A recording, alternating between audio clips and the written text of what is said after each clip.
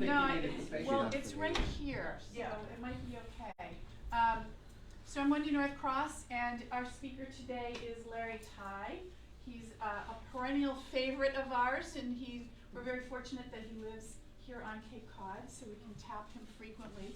And I Googled him to see what the latest thing is. Oh no. You're like, it's only 3 sentences, Larry. I'm gonna work on that. We put way more about you on our website. Larry Tye is an American nonfiction author and journalist known for his biographies of notable Americans, including Edward Bernays, Satchel Paige, Robert F. Kennedy, Joseph McCarthy, among the top 3. And from 1986 to 2001, he was a reporter at the Boston Globe, where his primary beat was medicine. I know Larry as a Cotuit resident and a great, passionate advocate for local journalism. So please welcome Larry, who's going to talk a little bit about our senators. So what I'm going to actually do is talk a little bit, but then I would love to have a conversation with you. And I have to know, where did you get those socks? They're extraordinary. Can you see it? Right downstairs? Is it downstairs? Wow, I love it. He's got JFK. So I also want to say that I just had some combination of distressing and depressing experience when I came a little bit early to Hyannis. And this is maybe off message and maybe un-PC to say here, but the distressing experience was walking down to what used to be the big Cape Cod Times building. And I'm a passionate advocate of journalism and of local journalism. And the idea that when I looked for number 319, I ended up at a set of condos rather than a newspaper, which is what Gannett did in terms of taking much of the space that used to be a newspaper. And then when I looked through the blinds into what used to be a newsroom, there were a lot of desks and exactly one person there, which is a sad function. And with help from Wendy and others, we are trying what will probably end up being a quixotic and an unsuccessful bid to see whether we can gin up local journalism here the way it's happening in somewhere between 400 and 500 communities across America.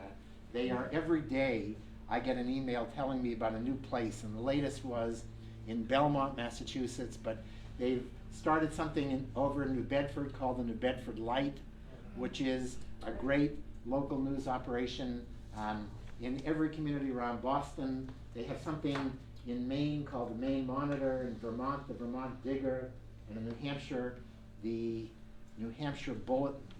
And I am convinced that we have more prematurely retired, talented journalists per capita on Cape Cod than anywhere on the planet, and more untapped dollars on Cape Cod. If they can make it work in New Bedford, in a relatively poor community like that we can make something happen here.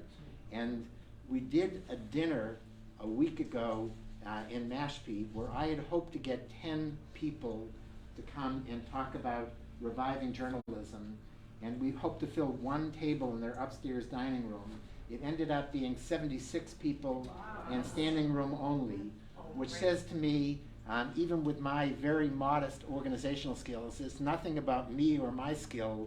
It's about a passion that people on Cape Cod are smart enough and are old enough to remember what good journalism used to look like.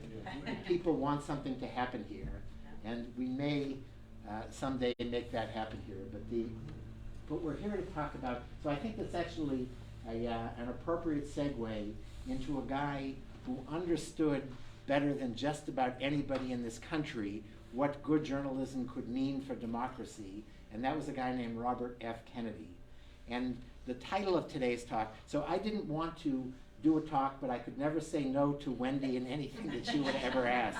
And I don't have a whole lot to say except the theme that I think was billed as the theme for today's talks, which is, would Robert Kennedy matter today? Is he just a matter of ancient history? You know, it was 3/4 of a century ago when Robert Kennedy started his thing, and does he still matter today? And I would argue to you that he matters more than just about anybody as a model for what politics and what democratic discussion could look like today. And I want to give you a couple instances of why I say that. What are today, when you think of it, if I were to ask you what are the biggest issues that matter to America today, anybody have an idea of an issue that is resonant today in America? Tell me an issue. Voting rights. Democracy. Partisanship. So we've got three great answers to start with. The first one was voting rights, the second one was democracy, and the third one was partisanship. And I want to suggest to you that if we can call them maybe the Joe Biden Democrats and the Donald Trump Republicans, the only person that I can think of on our political landscape when we look back at history who knew how to unite groups as diverse and as polarized as Donald Trump Republicans and Joe Biden Democrats, I would suggest to you, is one Robert F. Kennedy. And I say that not because I am trying to sell my book or just because I've got a stake in this guy, but because precisely what he did half a century ago was try to unite those groups. Robert Kennedy, anybody know, other than the obvious people like our Sox guy and Dick here, how Robert Kennedy started out? Who was the first political figure in America that Robert Kennedy, when he graduated smack in the middle of his class at the University of Virginia Law School, who did he go to work for? Any idea? McCarthy. Right. Which McCarthy? Gene McCarthy? Oh, Joe McCarthy. And remind us, for younger people here, who Joe McCarthy was?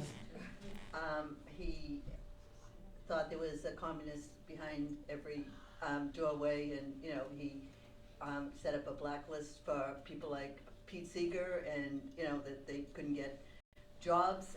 Anybody that was liberal at all, and he made lots of false accusations about people, and they lost their jobs. So that was very well done, and you're going to come up here in a minute.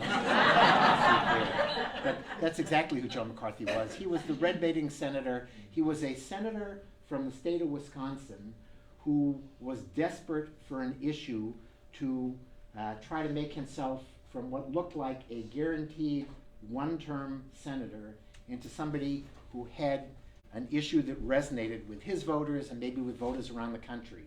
And he looked everywhere he could for an issue. He started out as a legitimate Marine hero during World War II, thinking that he could tap into all the veterans out there and become their hero, and that didn't work.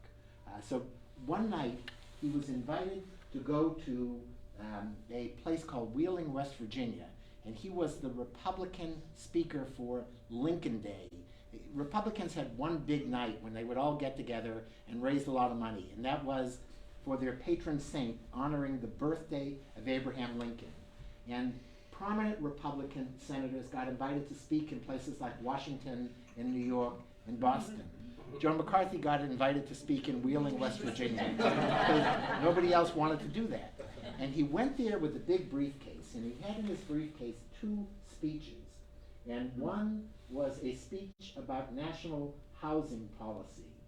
And had he pulled out of his briefcase the speech on national housing policy that night, none of us would have ever heard of, we wouldn't be talking 75 years later about Joe McCarthy. But instead he reached into his briefcase and he pulled out a speech arguing that behind every pillar in the State Department there was a red, there was a communist. And that speech, and he said he had 57 of them, and he said some of them were in Harry Truman's White House. Now the fact that he may have had his wife's grocery list, or he may have had any other set of papers there, but he sure as heck didn't have a speech of a list of 57 communists. But it didn't matter. In every newspaper around the world, within the next 2 days, there was Joe McCarthy's speech saying there was a communist everywhere in the US government. So Joe McCarthy was off and running. The press never quite could catch up with him. He'd have a charge in the newspaper today, and by the time there was a rebuttal the next day, the charge made page 1, the rebuttal made it next to the corset ads on page 57, and he understood exactly how to play the press and how to play the public and how to play American politics. And that is the guy that Bobby Kennedy, in his first job that mattered, he went to work for Joe McCarthy. And he went to work for Joe McCarthy for two reasons. One is because Bobby Kennedy, like much of America back in the 1950s, believed that the communist threat was real. And it probably was real. The only problem was the last person to know where to look for a real communist was Joe McCarthy. They used to say that if he was dropped into the middle of Red Square on May Day, he wouldn't know how to pick out a real communist. And I think it might have been true. But partly Bobby Kennedy believed in McCarthy's anti-communism crusade, but more importantly, Bobby Kennedy believed in one thing more than anything, and that was that whatever Papa Joe Kennedy said went. And Papa Joe Kennedy liked Joe McCarthy, and he said, go to work for McCarthy. And Papa Joe Kennedy gave enough money to Joe McCarthy that when Joe Kennedy called on the phone and said, hire my young son, Joe McCarthy said, what kind of job do you want? And so he went to work for Joe McCarthy, started out working for one of the most conservative people in Washington. And by the time Bobby Kennedy died, this is early 1950s, but the time Bobby Kennedy died in 1968, as the ultimate liberal icon in America, he had traversed the political landscape. He had gone from Joe McCarthy to Gene McCarthy, and had gone from ultra-conservative to the firebrand liberal Democrat. So if there was anybody better in 1968 to unite the Donald Trump Republicans with the Joe Biden Democrats, it was Bobby Kennedy who had been both of those things. And I suggest to you, and I can't prove myself right, but nobody can prove me wrong, that in 1968, when Bobby Kennedy, after he delivered his famous last speech after winning the California primary, that when he had gone on to run the rest of his campaign for the Democratic nomination and for the president, I suggest to you that he would have been the Democratic nominee. I suggest to you that the ticket would have been what Democrats and what politicians of all kinds did back then, which was uniting the two most popular people in their party, and the ticket would have been Bobby Kennedy for president and Hubert Humphrey for vice president. And I suggest to you that Bobby Kennedy would have done to Richard Nixon what his brother Jack did 8 years before, which is he would have beat him. Only instead of beating him narrowly, he would have beat him by a wide margin. And I know that partly because Richard Nixon wrote a memoir saying the person he was most afraid of running against in 1968 was the same Robert F. Kennedy who ran Jack's campaign 8 years before.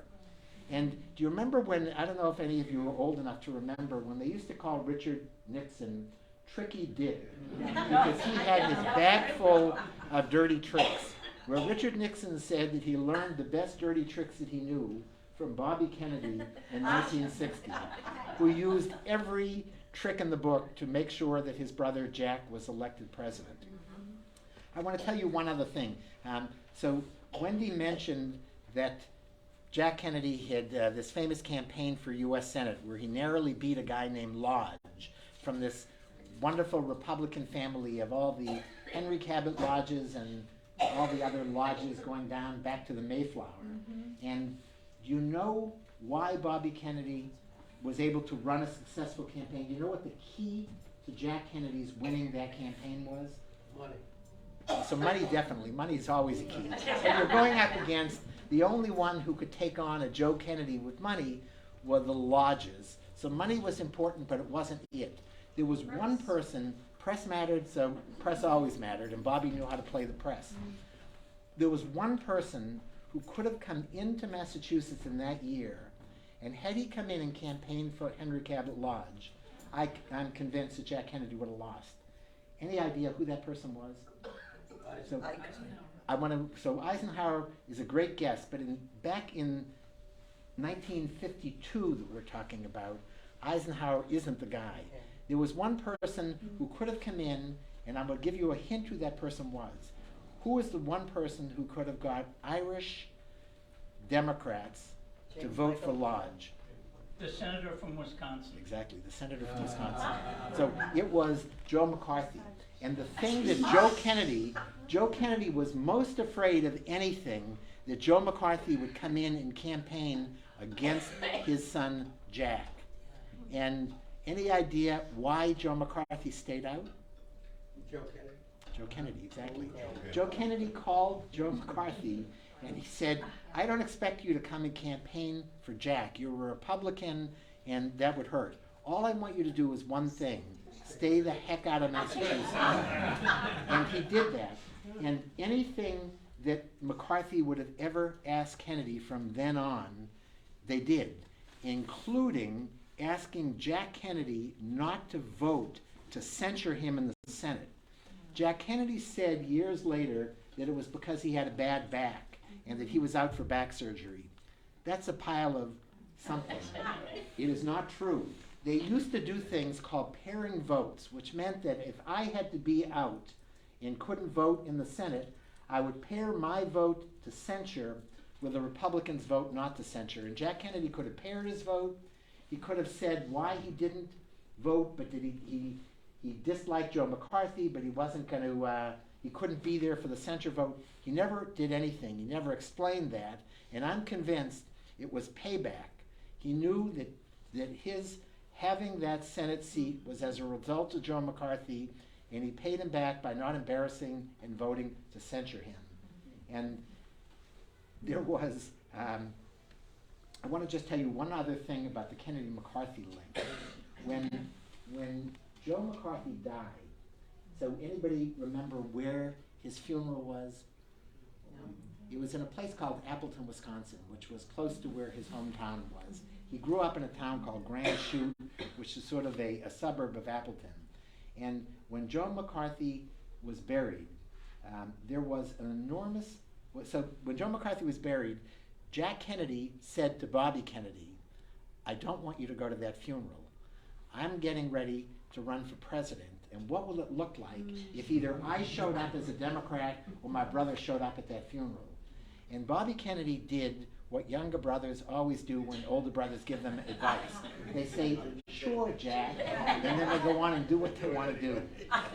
So there was an enormous C-something. What is the big C plane, the military plane, C-10, C-3, whatever the C is. There was a big plane that went from Washington and brought a whole plane full of senators and members of the House to the Joe McCarthy funeral. I'm trying to think what city was the nearest to Appleton, but maybe it was Green Bay, Wisconsin.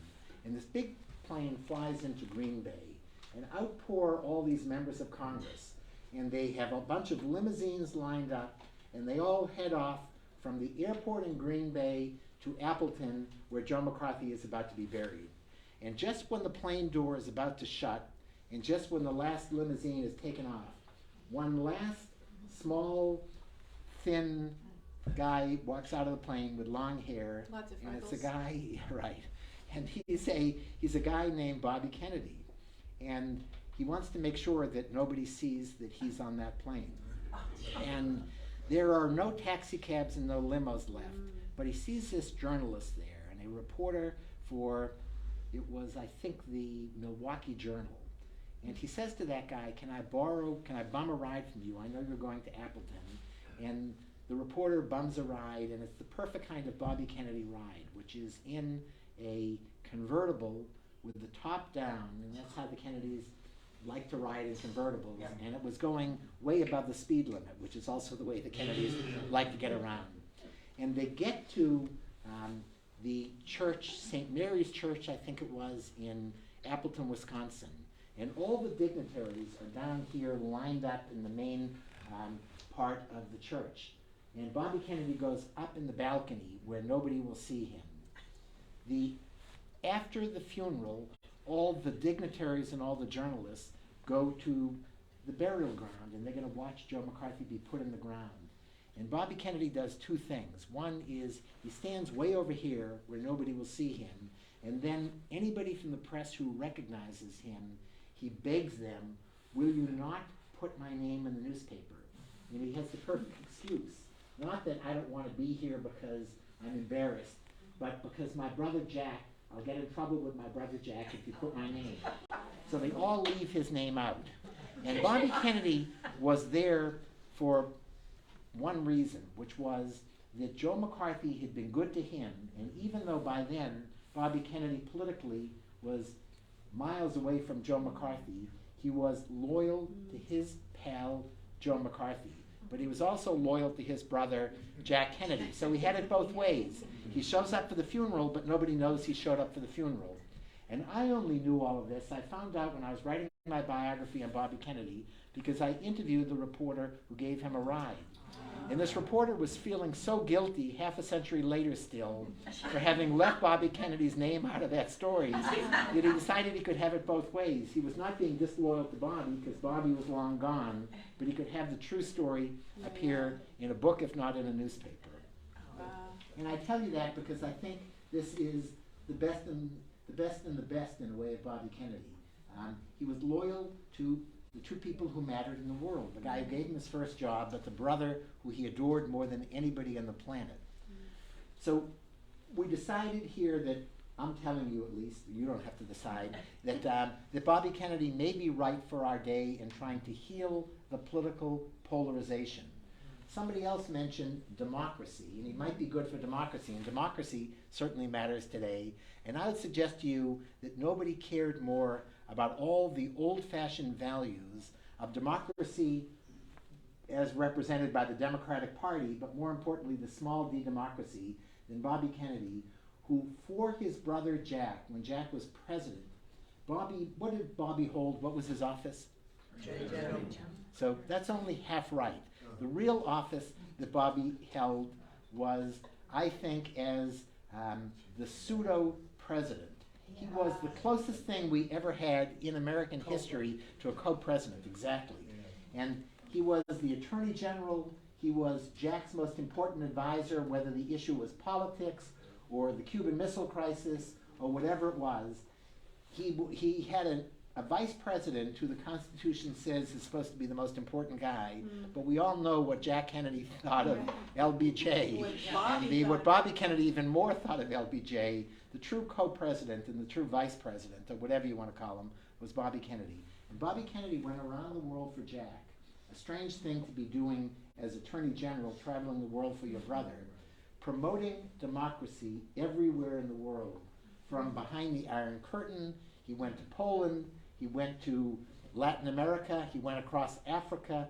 He was out there promoting not just the Kennedy administration and Jack Kennedy, but promoting democratic ideals.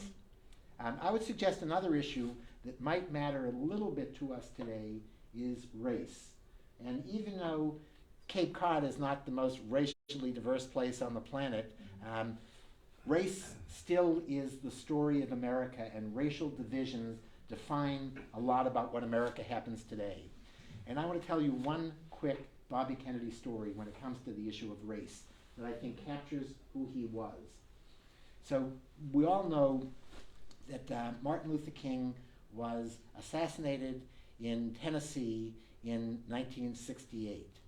And Bobby Kennedy was then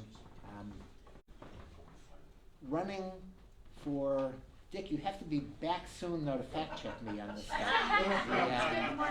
Just getting more coffee. So Bobby Kennedy was, in 1968, when Martin Luther King was killed, he was campaigning for president for himself this time. And he was in the great state of Indiana, which was a very conservative state, and an unlikely state for Bobby Kennedy to win.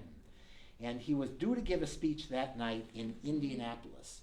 And he gets off his campaign plane, and his staff says to him, something horrible's just happened. Martin Luther King has been shot, and we think he's been killed. And Bobby's due to give a speech that night in the middle of the black ghetto in Indianapolis. And the mayor of Indianapolis, a guy named Richard Lugar, who went on to become a U.S. Senator from Indiana, says to Bobby Kennedy, you have to promise me you're not going to go into the Indianapolis ghetto tonight to give that speech, because there'll be a riot, and I don't want a riot in my city. And Bobby did the same thing he did when Jack told him not to. He listened politely, and then he went and did what he thought he ought to do. And he thought, I ought to go in and give a speech. And he gave Bobby Kennedy gave a lot of profound and moving speeches in his life, but he never gave one more important than the night when he got up in the back of a open bed pickup truck and he gave a speech to the black community. There were people we now know that night who brought Molotov cocktails, who brought knives, who brought chains into Indianapolis that night, because they intended to do what people were doing in black ghettos and all across America that night, which was to riot. And people were rightfully angry at what was going on. Generally, they were angry at the assassination of Martin Luther King. Bobby Kennedy that night talked about the one thing he knew that he as a white politician could go in and talk about that night. He talked about what it felt to have somebody close to you assassinated. He talked about the loss of his brother Jack. He talked about, in the name of Jack Kennedy, in the name of Martin Luther King, bringing people in America together. Now, you don't have to believe me when I say that he brought that community in the black ghetto of Indianapolis together that night. Just look at the record. There was one major city with a substantial black population in America that night in 1968 that did not riot, and that was Indianapolis, and that, I would argue, is because of Bobby Kennedy. And from that night till the night of his assassination later that year, I would argue to you that the most popular white man in black America was a guy named Robert Francis Kennedy. He would go in to communities all across America and speak to black Americans that no white politician was ever campaigning. And the signs that would go up when he gave his speeches, there was one sign that I love which captured it best, and it was white but all right. And that was saying a whole lot in those days in 1968. So I want to suggest to you that we might have been a very different country today if Robert Kennedy, as the most uniting figure in American politics of his time, had been elected instead of the most divisive racially figure in American politics, a guy named Richard Milhous Nixon. Just imagine, can you imagine two more different people that America would have had to choose between? But I want to say that, so we've talked about race, we've talked about democracy, we've talked about polarization. Three things that Bobby Kennedy might have been a landmark, a touchstone in terms of helping us understand those issues today. But I want to suggest briefly to you a couple more issues. Today, where is the most divisive place overseas in the world today? Where is the most raging conflict in the world today? Ukraine. And maybe a little bit involving a place called Russia. So Bobby Kennedy, when he went to places like Poland, when he went across Eastern Europe on behalf of his brother, it was like the Beatles had gone there. He was a total rock star. People would mob his car. People who could have gotten in trouble just for showing up to cheer for an American politician showed up to cheer for an American figure. Politician or not, he was Bobby Kennedy. Russia understood, because Bobby Kennedy was the key driver in the Cuban Missile Crisis, advising his brother Jack. Bobby Kennedy understood in a way that Russia understood. We know now from their archives being open that the politician in America that could best negotiate but had an iron spine when that was what was required during the Cuban Missile Crisis, and who went eyeball to eyeball with Fidel Castro and with Nikita Khrushchev, it was Bobby Kennedy, even more than his brother Jack. Jack was critical, but the guy that Jack leaned on to negotiate the deal that got the missiles out of Cuba was Bobby Kennedy. Bobby Kennedy was not a saint, but he was a politician who could bring together black and white. He could bring together rich and poor, because he was obviously rich, but he understood more than just about any politician in Washington what poverty was about in America. And one of the most moving scenes ever of a U.S. senator in American history was Bobby Kennedy getting down on the floor in the Mississippi Delta to talk to impoverished black adults, but more importantly, black kids, going eyeball to eyeball with them. There was an entire book written about Bobby Kennedy visiting the Mississippi Delta. And Bobby Kennedy ended up transforming poverty programs in America. One last gap that he helped close, which I think is important today, which is the gap between young and old. Bobby Kennedy was young. He was forever, in my mind, young. When I think of Bobby Kennedy, I will forever have a vision of a young guy with a cowlick that he couldn't quite, everybody remember what a cowlick is? What a cowlick is. So Bobby Kennedy was with his hair blowing in the wind and representing youth that when we think of today, we see all kinds of portraits of Jack Kennedy, and they are really compelling. But what better than a young Bobby Kennedy and all the pictures that you have in this museum and everywhere of a young Bobby Kennedy? He will forever be that age he was when he died. By the way, do you know the last words that he uttered before he died? What were on that podium at the Ambassador Hotel? He's won the critical California primary, and he had famous last words there. Does anybody remember by any chance what they were? On to Chicago, let's win there. Right. Something like So on to Chicago. And what do you think he meant? the convention. No. No? So that was what everybody in the world who listened to him say that. It was on to Chicago, then sadly it was into the kitchen at the Ambassador Hotel where Sirhan gunned him down. And what he said was on to Chicago, and the world thought that summer's convention, that's what he meant. Well, somebody told me in the course of doing my 450 interviews for my book, a guy named Daley, who was the son of a famous mayor of Chicago. This guy was William Daley, and his father was Richard Daley, and his brother, another mayor, was Richard Daley. And Daley said to me, you know what Bobby meant when he said on to Chicago? He meant that the day after winning the primary, he was due to fly in for a secret meeting with my dad. And my dad was 90% going to endorse him. And the single most powerful politician among the mainstream Democrats, among the potential Hubert Humphrey, anti-Bobby Kennedy Democrats, the most powerful politician in America was one Richard Daley, the mayor who hosted the convention. And if Richard Daley had done what his son was convinced he was going to do in endorsing Bobby Kennedy, I suggest to you there would have been a groundswell of other big city and other powerful politicians. They would have gone on the Bobby Kennedy bandwagon, and it would have been Bobby Kennedy, the overwhelming choice in Chicago, Hubert Humphrey, the second choice, a Kennedy-Humphrey unbeatable ticket, and it would have been quite amazing. Before I stop talking, I said this was going to be a conversation, I wasn't going to talk much,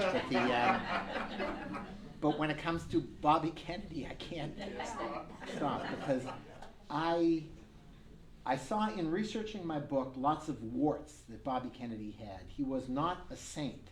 I mean, he worked for Joe McCarthy. How could he have been a saint?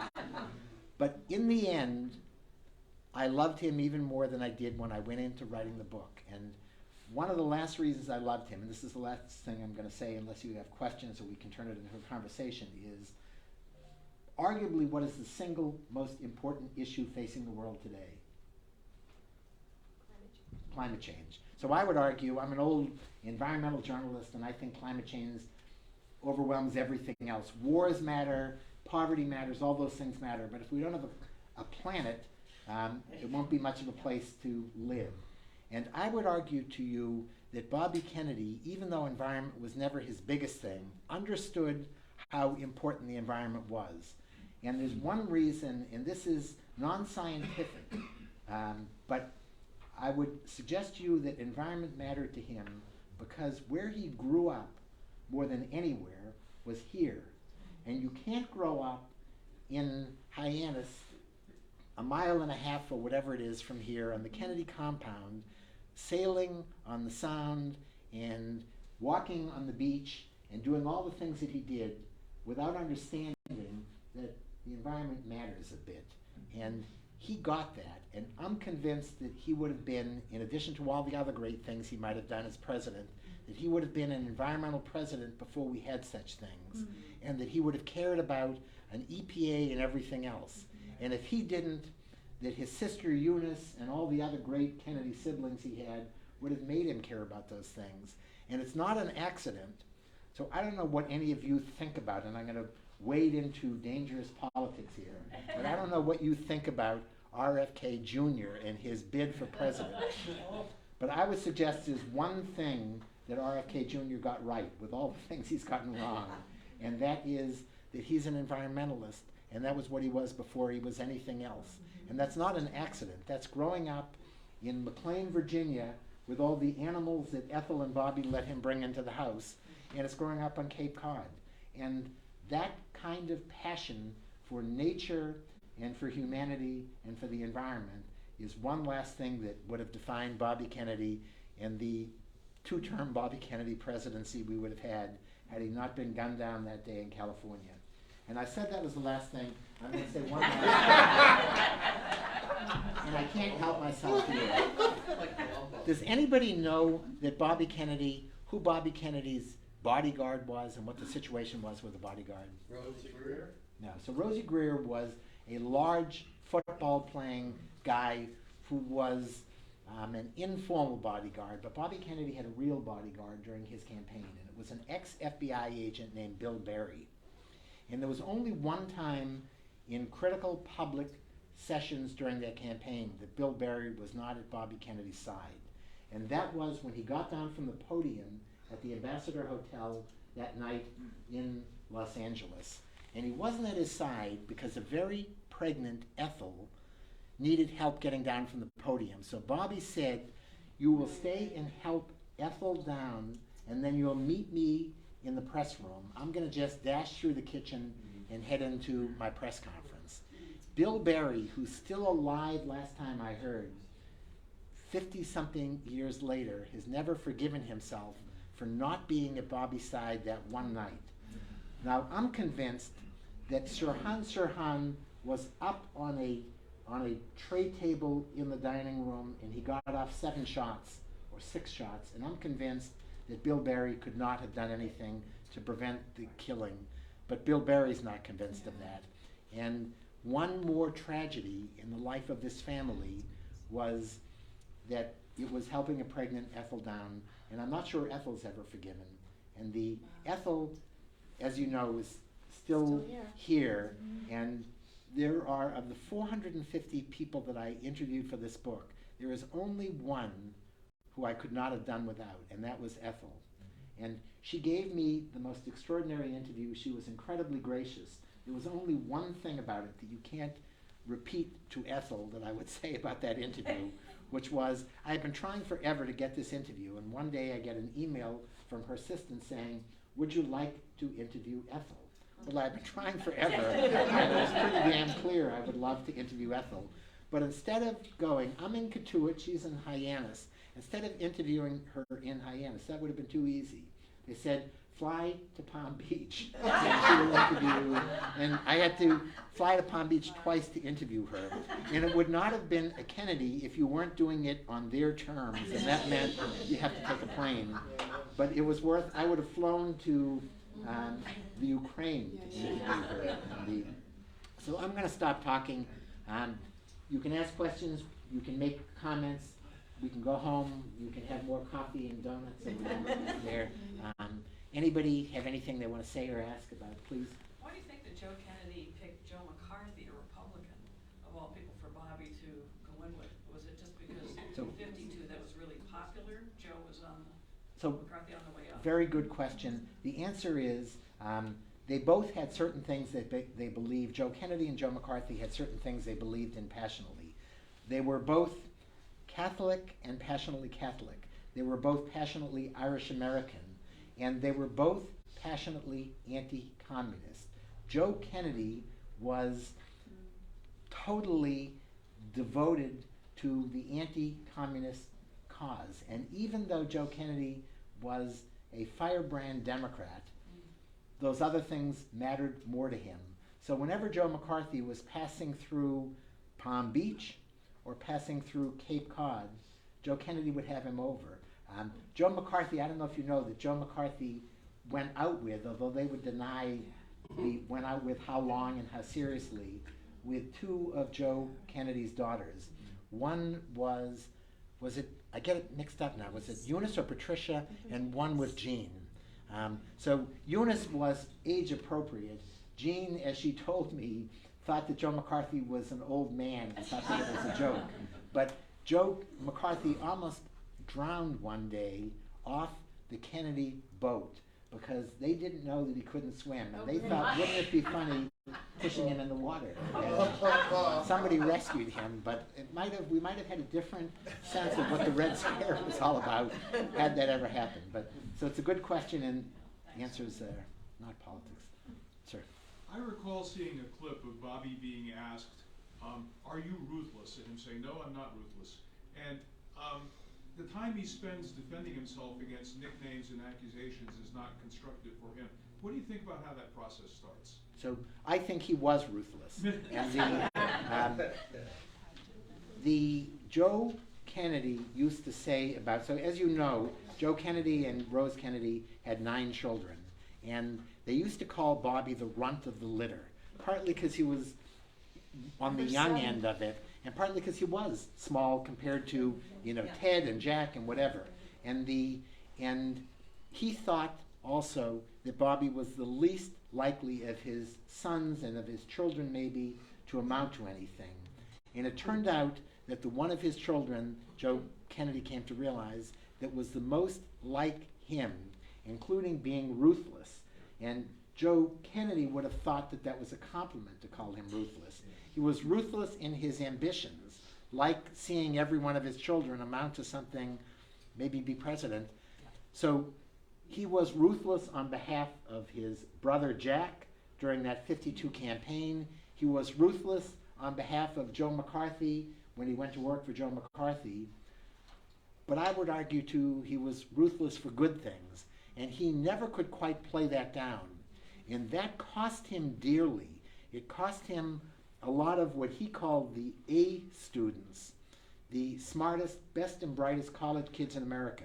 When Bobby Kennedy ran for president in 1968, because he delayed getting in and because he had that reputation of being ruthless, all the A students went to work for Gene McCarthy, and Bobby Kennedy used to joke that he got all the C students going to work for him. He was never going to overcome that, but I think he understood himself well enough, he was self-aware enough by the time he ran for president, that he turned that around and that he convinced all these skeptical reporters that he was passionate rather than being ruthless. And I don't know what the difference exactly is, but he was, by the end, he could laugh at himself. And that was a really important thing. And I want to say one last thing. I want to make a comparison between Bobby and Jack. And for all you Jack fans, you may not like this comparison. But Rose Kennedy's dream was that one of her children would make their vocation the church. She wanted her daughters to be nuns. She wanted her sons to be whatever in the church. And the way I would compare Bobby and Jack is to say that had Jack gone into the church as his vocation, he would have been the Pope. Because that's what Jack Kennedy was. He was smart enough, he was intellectual, and he liked being in charge. And he would have been up here and the cardinals and the rest of the world and whatever. He would have been the Pope. Had Bobby gone into the church, he would have been a parish priest. Because that's how Bobby related to the world. He related to people best on their eye level. And I don't know about you, but I relate more to the parish priest. Even when I love a pope, I relate more to the parish priest. And that would have been a very, very different White House if it were a Bobby Kennedy White House than a Jack Kennedy White House. Sir? Do you have any insight into the families of Bobby's feelings about the JFK assassination? I'm sorry, into the Kennedy family feeling how about the Kennedy family So really believes about what happened. So I can tell you what I think Bobby believed, and again, nobody can prove me wrong, and I talked to enough people. What Bobby would say after the assassination, he started saying it that first day when he was back at the family compound, and they were doing they were holding a wake, or the family was together before the wake, and he would say, "It should have been me." And everybody was confused by his saying that. And I think what he meant was he had three notions of things that could have gotten Jack Kennedy killed. One was he had stirred up a hornet's nest maybe in Cuba with Castro and, as we all know, Lee Harvey Oswald, or as Bobby used to call him, Harvey Lee Oswald, because maybe he had heard it mistakenly on TV, or for some reason, for the rest of his life, he called it Harvey Lee Oswald. He thought that maybe he stirred up a hornet's nest. Bobby, as we know, helped design the Bay of Pigs invasion, and he was key in the missile crisis, and he thought that he did something to piss off Castro and he thought that maybe it was related to Jimmy Hoffa, and Bobby Kennedy had stirred up a hornet's nest with Jimmy Hoffa. And the last one, now why am I blanking on, what was the last Russia. hornet's nest? The mafia? Right, it was Industrial exactly, so it was the military mafia, complex. and it was that he thought that maybe various things he had done in going after the mafia as the Attorney General had stirred up a mafia hornet's nest. And I think he thought that what he did as Attorney General and as his brother's advisor had angered somebody, and for some reason they went after Jack instead of Bobby. And who knows whether it was that, but I can tell you for sure what Bobby believed is he did not believe in the Warren Commission report. And he believed the only way that we would ever know the truth of what happened in the assassination is if he was president and he could lead the investigation. And he went to his death believing that he was going to be president and he was going to reopen the Warren Commission report. He didn't believe the Warren Commission because he didn't believe that anything that had LBJ's fingerprints on it could be as rigorous and as truthful, because LBJ was a self-interested party, he thought, and all this stuff. And I got to tell you one last thing on the assassination.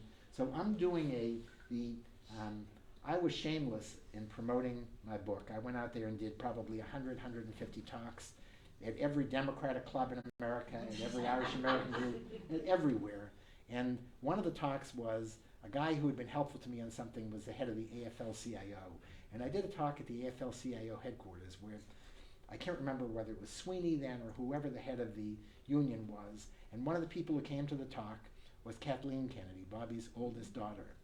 And when somebody stood up in that room and asked a question about the assassination, and I started to give an answer, Kathleen, it was so painful to her, the thought of the assassination of her dad and of her uncle, that she left. And I also think she was ready to go, and it gave her cover to leave politely. She was probably bored by me at that point. But it is very painful for the next generation to even think about this. And there was recently a move to give a pardon to Sirhan Sirhan. And all the Kennedys, with the exception of RFK Jr. and his brother Douglas, opposed that. They said, look, we were against the death penalty and we wanted him spared, but the idea that he would be able to go free is one step too far. And they even got Ethel to sign a letter saying that she opposed that happening, and she would never do anything political like that, and she would never do anything that came between her children unless it was something as near to her heart as the assassination of her husband. And I said that's the last thing I'm going to say for that answer, but I'm going to say one more thing. When I interviewed Ethel, I asked Ethel was, I don't know if you remember back then again, but the most popular woman in America was Jackie Kennedy, until Bobby Kennedy was killed. And then the most popular woman in all the polls was one Ethel Kennedy. And I said to Ethel, you were the most eligible widow in America at that time. People like, what was Andy Williams, exactly. Andy Williams was a friend of the family, and he courted her.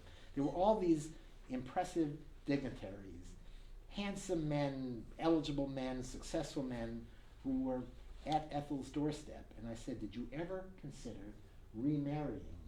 And she pointed to the ring still on her finger, and she pointed up, and she said, "I'm still married. Why would I have ever thought about getting married again?" Now, if a politician ever said that to me, I would say they were trying to tug at a heartstring. Yeah. When Ethel Kennedy said it, she had nothing to gain. She didn't care about what I thought about what she was saying, and she meant it. And she was so devoted. They had, for whatever womanizing the Kennedy men were famous in doing, and Bobby Kennedy did his share of that, she knew that at night he came home to her and that she was his devoted wife. He was a devoted husband to her and father to 10 kids with an 11th on the way, and she was still in love with him, and she meant that. There was another question there.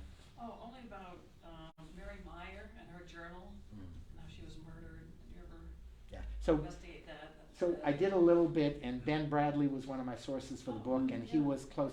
But honestly, the one thing that I wanted to steer away from in the book, because I wasn't smart enough to say something new, and because I didn't think it did any good, was assassinations. And there have been enough trees felled trying to tell that story without anything really new to say, that I decided I wanted to tell about Bobby's life, not his death. Can you comment on the reasons for the animosity between LBJ and Bobby? Yeah, lots of them. How much time do we have? Next fall. Seriously. So I'm going to try to be brief. And the LBJ blamed everything on Bobby. He blamed the fact that he didn't have a close relationship with Jack as Bobby getting in between it. And Jack had enough independent reasons not to like LBJ. He didn't need his brother giving him more reasons. He blamed the fact that that he had heard rumors that Bobby was saying bad things about him and calling him bad names. That may or may not have been true. I think what it really was that he knew that he couldn't be angry at Jack because Jack was the president, and it was better to blame Bobby for everything that the Kennedys did. He knew that Bobby Kennedy wanted to be president someday himself, and they ended up being rivals. It was, in '68, it was Bobby Kennedy, no matter what LBJ said. I'm convinced it was Bobby Kennedy and the embarrassment of maybe being beat as an incumbent president in a primary by Bobby Kennedy that helped force him out. They were so different constitutionally, personality-wise. It was just extraordinary. He went back. LBJ actually held it against Bobby that once when Bobby was going around, it may have been Joe McCarthy taking him around in the Senate dining room and introducing him to different people, that he didn't stand up when LBJ came over. And it was all these things that were like kids, but whatever was going on, it was vehement. As much as Bobby Kennedy hated J. Edgar Hoover and Jimmy Hoffa, the two other people that he truly despised, there was no question that they didn't come close to his hatred for LBJ. And it was sad. I want to just say my famous last words. One more thing. It was tragic for the country in many ways, because the two people who cared about eliminating poverty more than any people in America were the architect of the ultimate anti-poverty program, a better one than Jack Kennedy came up with, was LBJ, and the Senate spokesman on poverty issues, who was Bobby Kennedy. And I'm convinced that one of the reasons that LBJ was as stubborn as he was in not listening to critics of the Vietnam War was because one of those critics of the Vietnam War was Bobby Kennedy. But Bobby admitted, he stood up in the Senate and said, Jack and I made a mistake, mea culpa, for us getting us into Vietnam in the early days. And LBJ could have done the same thing, and he might have, if the leader of the opposition wasn't the guy he hated back, Bobby Kennedy. One additional thing about Bobby and LBJ, several years ago, we bought that photograph, which is a Jacques Lowe photograph of Bobby and Jack. And we were told by the auctioneer that this was the moment that Jack was telling Bobby that he had chosen LBJ to be vice president. So we thought that was pretty neat, and so we had the opening of the exhibit, with that photograph in it, and Ethel came to the reception, the opening reception.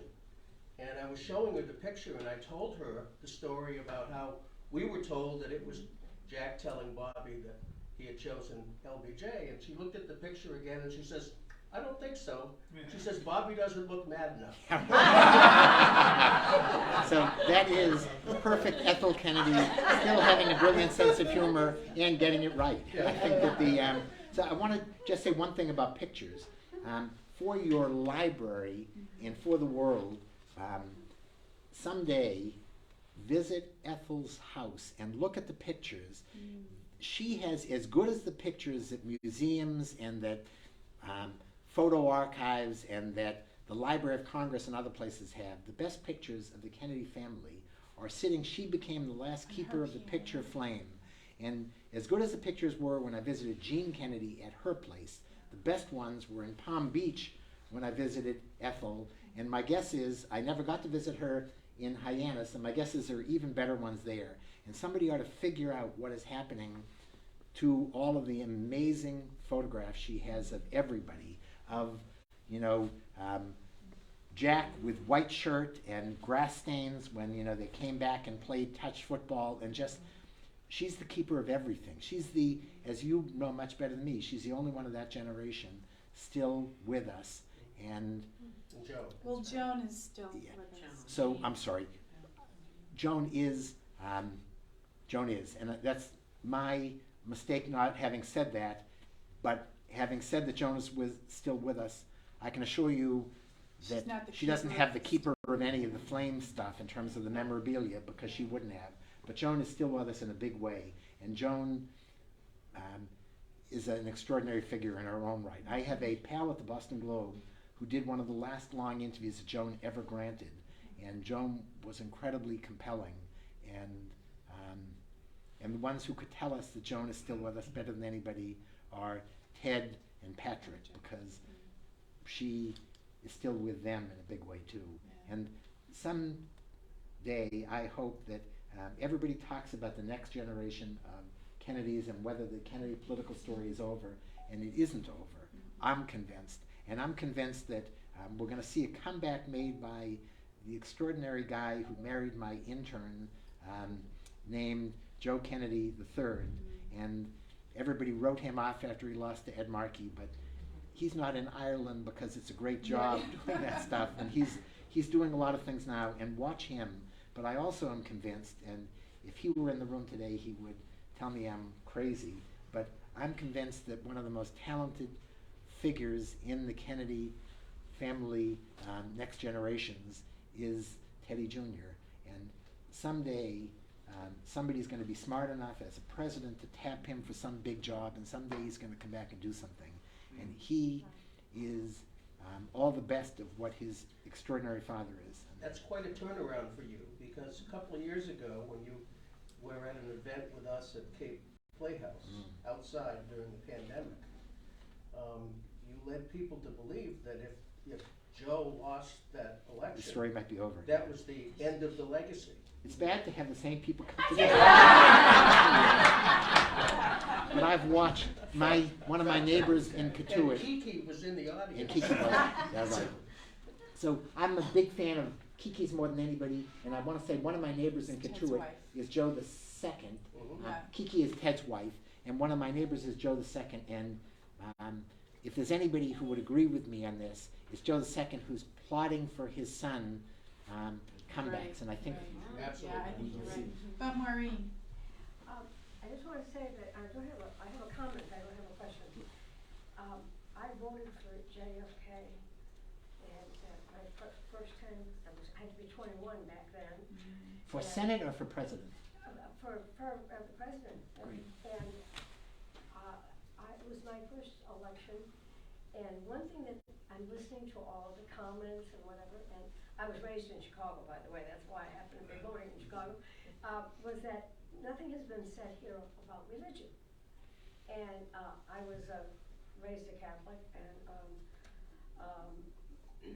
it was a major deal for Catholics. And it was a big part of the election, even though all the other issues were certainly bigger. But that, to somebody like me, my first time voting, that was Real differentiator. what made the decision that I was gonna vote for him or not.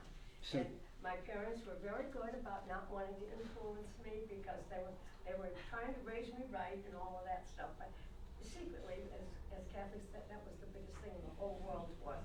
So it was a huge thing, and that's why if Joe McCarthy had come in 1952 to Massachusetts, which had one of the highest percent Catholic, I think maybe second to Rhode Island or something like that, it could have influenced a lot of Democratic Catholic voters. But I want to say, without again making Bobby out to be the saint in the family, and everybody who's written a biography on a various different Kennedy members would argue that the one they wrote about is the most important of the Kennedys. A wonderful woman named Eileen McNamara wrote a biography of Eunice Kennedy Shriver, arguing that Eunice was the most important of the 9 siblings. And she made a compelling case. But I may not be able to convince anybody here that Bobby was the most important. He was the most Catholic, the most devoted to his faith. And it meant the kids in the Kennedy household, you talk to any of his kids today, and they will tell you how every room was equipped with everything for them to, the rosary, the water, prayers, morning, noon, and night. He and Ethel were the most devoutly Catholic. Jack Kennedy cared about his Catholicism, but he also cared about politics, and he realized that was a huge asset for him. Bobby Kennedy, it was his 3 totems were being a Democrat, being a Catholic, and being a Kennedy. And I think it was, yes, the Kennedy and the Catholic would have competed. The Democrat, much as that meant to him, was still half a step down, and it really mattered to him. And he would have loved to have heard you say that. And I should never have asked you whether it was Senate or President, because you are much too young, even That's if you right. lived in Massachusetts. Senator.